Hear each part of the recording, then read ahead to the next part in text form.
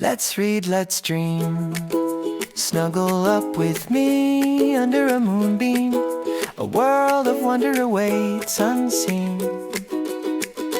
Let's read bedtime stories. Ooh, close your eyes, feel no worries. Let's read bedtime stories.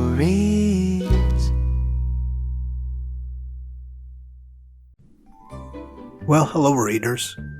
Today we're checking out a wonderful read-aloud called Abuelita and Me. It's a story about a girl and her grandmother, their special bond, and how love helps us face those tough moments. I hope you enjoy this one as much as I do. Let's begin. Abuelita and Me by Leonarda Carranza and illustrated by Rafael Mayani. Every day, it's just Abuelita and me, and inside, we have so much fun together. Inside, we spend hours drawing pictures of monsters. Abuelita tries her hardest, but my monsters are the scariest. Inside, I paint my nails and Abuelita's. I like to paint her nails pink and purple. Abuelita doesn't mind that I accidentally paint her fingers. Inside we can be silly. We flap our wings like birds, so our nails dry before we go outside. I like going outside too, but sometimes people are not nice to Abuelita. They don't know, or they forget that Abuelita is the best grandma in the world. Sometimes when Abuelita speaks, they pretend she's invisible. Sometimes they get up and move away when she sits next to them. Sometimes they make mean faces when they see her. No matter what happens outside, Abuelita always smiles and says, "It's okay, Amorcito." Today, Abuelita winks at me because we're making her special sopa, so it's worth it to go outside. I rush to get ready. At this store, we find almost everything we're looking for to make Abuelita's special soup. Everything except yuca. Abuelita asks the grocery clerk if he knows where we can find it, but he says, What? Huh? What did you say?" And Abuelita keeps trying to ask for yuca, and she uses both its names, yuca and cassava. But the man gets tired of listening and swats her away like she's a mosquito. We circle and circle the aisles, but we don't find yuca. I feel tired by the time we're outside waiting for the bus to take us home. On the bench, I ask Abuelita why grown-ups don't understand her if they're big, but I understand everything, and I'm still small. But Abuelita says, "Don't worry about that, Amorcito." Sometimes I want to show grown-ups how to listen. It's not too hard to hear what Abuelita is saying. When the bus comes, Abuelita tells the driver, "1 moment, please." And we find 2 seats in the middle section so Abuelita can go through her purse. But the driver stops the bus. Instead of asking, What, huh? He stomps toward us. "You have to pay," he says. Abuelita is taking so long to find the change, and now the bus driver is so close that I have to look down at my hands. "I won't start the bus until you pay," he shouts. "You people are always trying to get away with something. Do you understand me? You have to pay." I want to explain that Abuelita would never steal, that she's afraid of falling because last winter she fell on the ice and she needs to sit down. But the bus driver is yelling, so instead of helping, I start to cry. Finally, Abuelita finds the right change and hands it to the driver. He marches to the front and starts the bus again. Abuelita hugs me and says, "Shh, it's okay, Amorcito." But it's not okay. I look around the bus and no one wants to look at us. I feel so small, like we are shrinking.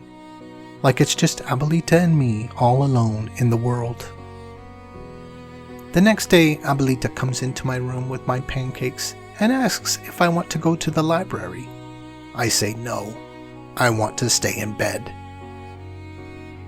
In the afternoon, Abuelita asks if I want to get ice cream and go to the park. I shake my head.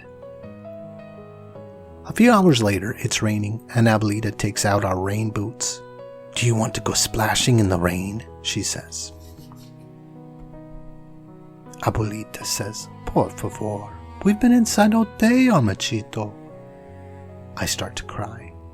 Abuelita hugs me and says, it's okay to be sad. I'm sad too. We can stay inside today, but maybe we can look for Yuka tomorrow? I turn to Abuelita and shout, do you want to get yelled at again? And Abuelita says, Carino, we didn't do anything wrong. She holds my face in her hands and kisses me. What happened is not our fault. We are not the ones that need to hide. It doesn't make any sense. Abuelita used to know everything, but now she knows nothing. I stay in my room and I wonder how we're going to get groceries if we can't go outside again. In the morning, I walk slowly to the kitchen. I think Abuelita is going to be mad. I think she's going to say, hurry up, we need to get to the store. But Abuelita isn't mad. She doesn't say, you're being impossible, or you're such a baby. Instead, Abuelita smiles. We don't talk about the bus or groceries. After breakfast, we have fun inside and outside. First, I help pull weeds in the garden. When it starts to rain, I say, please, can we go for a walk? And so we put on our raincoats and rain boots and go splashing. My splashes are the biggest. Abuelita tries too, so I tell her that her splashes are big, even though they're so small. Back inside, I ask Abuelita, do we have to go on the bus today? Abuelita shakes her head and winks at me. No, let's take our time, she says. And she means it. And it feels like Abuelita will wait forever. I want to wait forever too. We spend the night drawing more monsters. This time I draw monsters driving buses. When I show Abuelita, she looks sad. I don't want to make Abuelita sad, so I tear up one of my monsters. He's not stronger than me, I tell her. I give her one of the pictures so she can tear it too. But Abuelita doesn't want to. She puts it back on the table and, instead, she tries to smile. I don't want to think about Abuelita being sad about the bus. But then, at night, in my bed, my sadness grows, and then I feel angry. The next day, after I finish my pancakes, I tell Abuelita that I'm ready to go back on the bus, even though I'm not ready. Not really ready. Abuelita says, Carino, there's no rush. But I don't want to keep waiting. I tell Abuelita, I am ready. Don't you believe me? When I see the bus in the distance, I squeeze Abuelita's hand so tight. I want to go home. Abuelita kneels beside me. She says, Amorcito, we don't need to do this right now. But then the anger bubbles in my belly. I can't go home. I take the change from Abuelita's hand, and when the bus doors open, I march in and put the money in the fare box. I'm scared. I try not to look right at him, but I see him. It's the same driver. That better be enough, he says. And I'm too busy trying not to see his angry face that I can't think of what to say. Abuelita stands beside me. It is enough, she says. It's enough. We walk to the middle section and we sit down. It takes him a bit, but the driver starts the bus and keeps driving. And I'm so proud of us. And Abuelita doesn't say anything. She doesn't have to. She is smiling so big all her teeth are showing. And I'm smiling so much too, I can't stop. and it feels like it's just the two of us in the whole world. Thanks for joining me for today's story, Abuelita and Me. This story reminds us that the way we treat people really matters. Our words and actions can make someone feel happy and confident, or they can hurt their feelings. In this book, Abuelita and her granddaughter were treated unfairly just because they looked different. That wasn't kind, and it wasn't fair. Stories like this help us to remember to stop, think, and choose kindness every day. So as you go on with your day, think about this question. What can you do or say to make someone feel welcome and included?